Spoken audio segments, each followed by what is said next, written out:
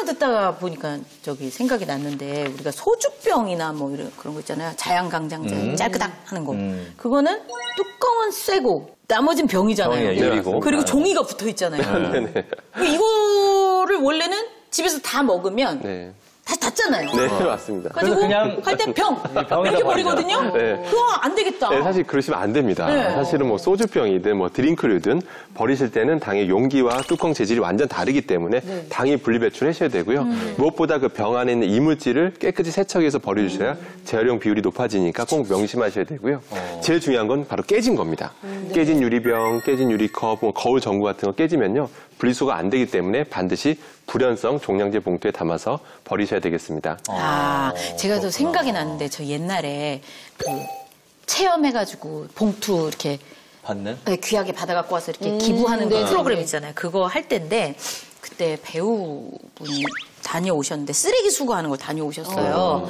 근데 다녀오셔서 이거를 꼭 얘기하고 싶다 하면서 하신 얘기가 이제 우리 쓰레기 청소하시는 미화원분들이 이거를 이렇게 해서 이렇게 다 이렇게 해가지고 차가 가잖아요. 근데 날카로운 게 그냥 들어있어서 어깨를 맞아요. 네, 그러니까 뭐 그게 뭐 바늘이 될 수도 있고 깨진 유리가 될 수도 있고 그래서 그런 게 이제 집에서 발생하면은 집에서 어떻게 조치를 하셔서 신문지에 싸서 한 번 더 해서 쓰레기 봉투에 버리시거나 뾰족한 물건은 어떻게 해가지고 하여튼 휴지로 이렇게 그러니까 뾰족한 부분을 좀 보호를 해서 미화하시는 분들께서 다치시지 않도록 하는 것도 우리가 또 서로를 생각하는 마음이 그분들 없으면 큰일 나요. 길거리들 막. 그래서 다치시는 경우가 많다 하더라고요.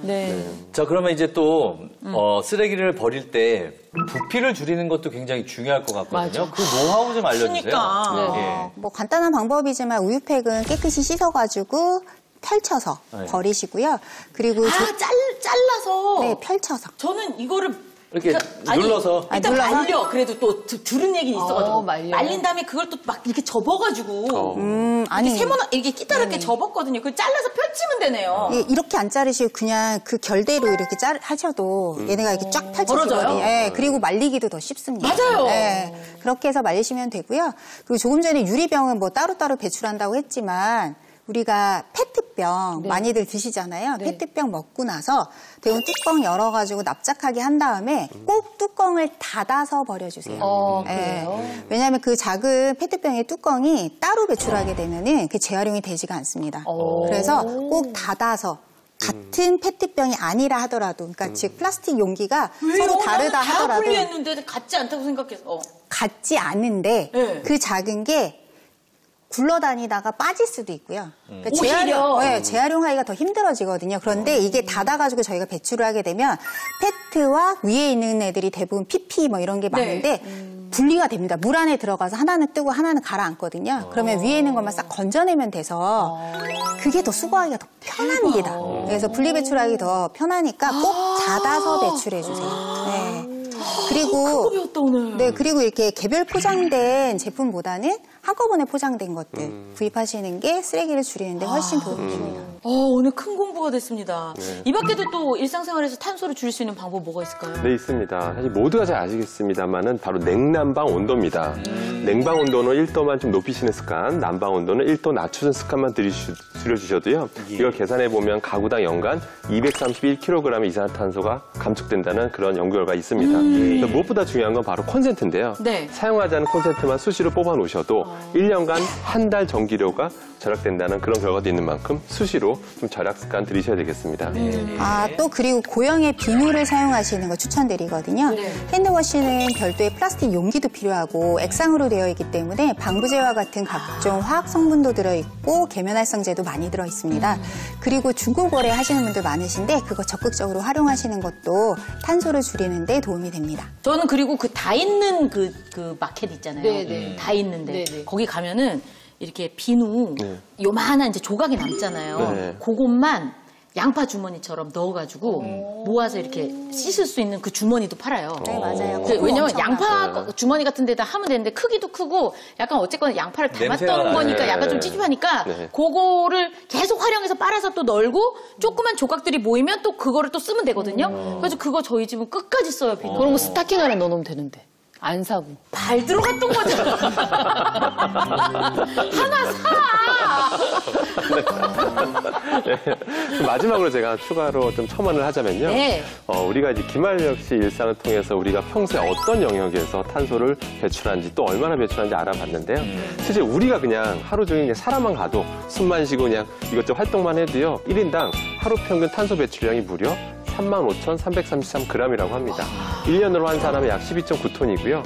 이거를 해결하려면 1년에 나무 1,889를 심어야지만 사람이 배출하는 그런 탄소를 처리할 수가 있다고 합니다.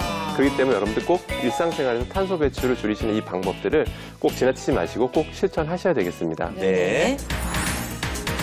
네, 우리가 일상생활 속에서 탄소를 줄일 수 있는 방법에 대해서 알아보고 있습니다. 근데 이게 뭐 단순히 환경을 살리고 지구를 살리는 데에 의미가 있는 것뿐만이 아니라 쏠쏠한 혜택이 있대요. 요거 김나나 선생님이 그런 거 아주 잘 알거든요. 좀 알려주세요, 저희도. 제가 이제 환경도 살리고 혜택도 누리는 제도들을 알려드릴 건데요. 네. 먼저 탄소 중립 실천 포인트라는 게 있어요. 국민들의 탄소 중립 생활 실천 문화를 확산하기 위해서 다양한 민간 기업의 친환경 활동 이용 시 이용 실적에 따라 인센티브를 지원하는 제도인데요. 실천 항목이 전자영수증, 리필스테이션, 무공해차 대여, 다회용기, 친환경 제품 구매 등이 있습니다. 네. 탄소 중립 실천 포인트 누리집에 회원 가입하신 다음에 실천 항목을 수행, 선택한 지급 수단으로 개인별 포인트를 지급하는데요. 1인 최대 7만 원 지원받을 수 있습니다.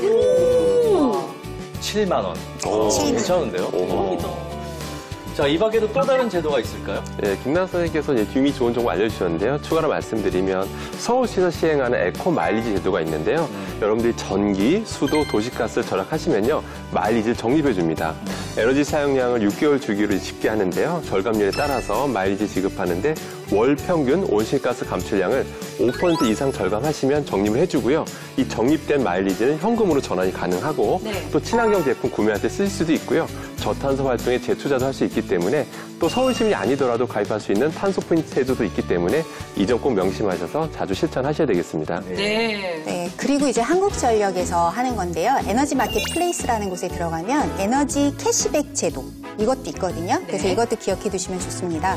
주변 아파트 단지나 가구보다 평균 전기 사용량이 적으면 그만큼 혜택을 제공해 주는 건데요.